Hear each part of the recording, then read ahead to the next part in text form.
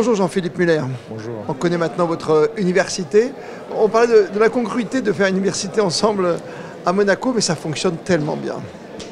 Oui, c'est pas une évidence a priori. Dans un petit pays, avec pas de marché pour recruter des étudiants, pas forcément une notoriété sur l'enseignement supérieur au départ, c'est pas évident.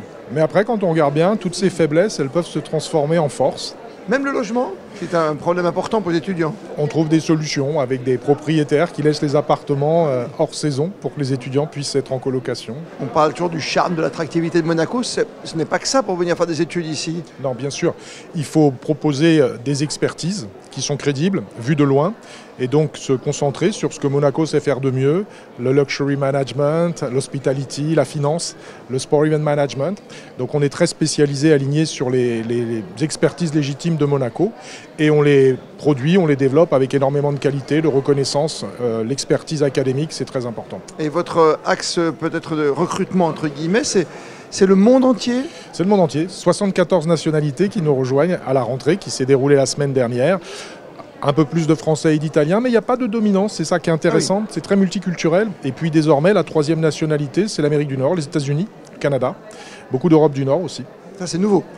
La tendance américaine, c'est nouveau, oui. Qu'est-ce qu'on y trouve de plus pour Monaco? C'est comme aujourd'hui, c'est de venir se confronter directement au marché du travail? D'abord, c'est une expérience particulière de venir à Monaco parce que ce qu'on propose aux étudiants, c'est quand même de rentrer dans un écosystème qui est autour de l'université, à proximité.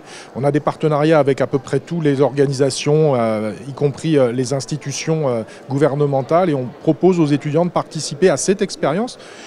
Les étudiants qui sont arrivés dans les Master Luxe, par exemple, ont visité le Monaco Yacht Show, vont visiter le Monaco Yacht Show dans les jours à venir. Ils participent à l'organisation du Grand Prix. Voilà, on a toute une interaction. Avec Formula One, quoi, qui marche très très bien sur Netflix.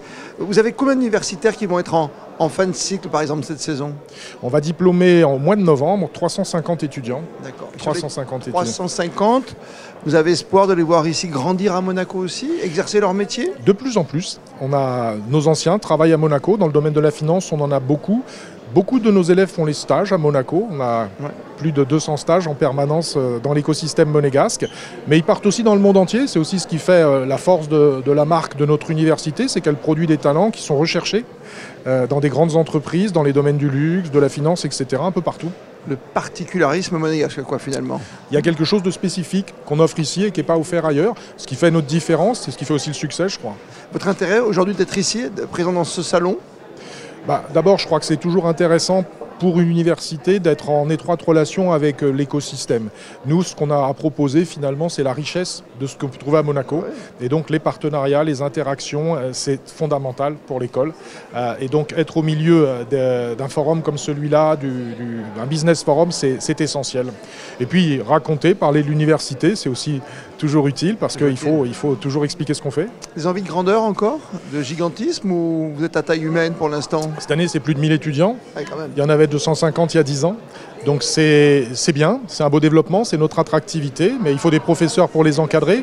Mais c'est une bonne chose, on veut continuer à grandir parce qu'il y a une taille critique aussi dans cette activité qui permet d'ajouter des nouvelles fonctions, d'avoir plus de professeurs et donc d'offrir toujours mieux, toujours plus aux élèves.